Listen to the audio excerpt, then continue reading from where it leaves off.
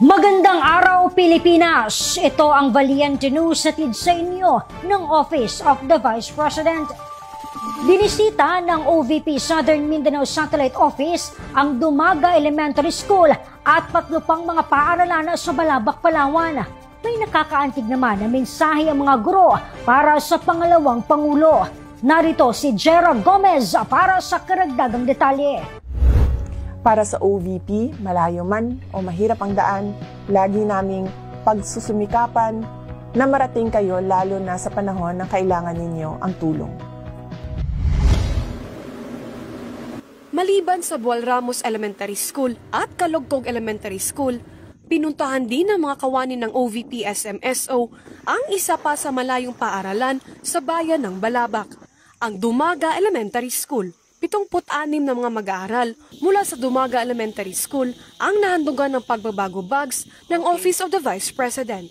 Ang bawat pagbabago bags ay naglalaman ng mga kwaderno, panulat, crayola, sharpener at eraser, ruler, bag tag at dental kits.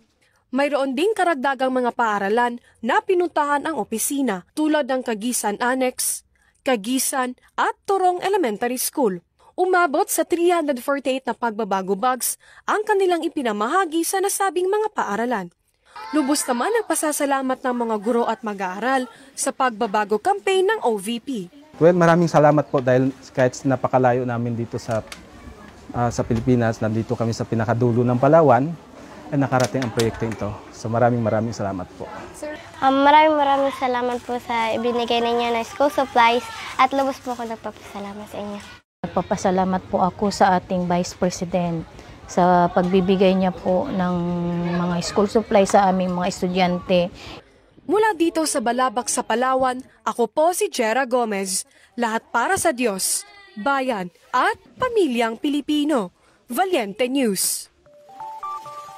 Mga guro na nagpakita ng pambihirang pagmamahal at dedikasyon sa kanilang sinumpaang propesyon, ating kilalanin. Ako si Claudette Loreto para sa makabaluhan, maninindigan at matapang mga ulat at impormasyon. Maraming salamat!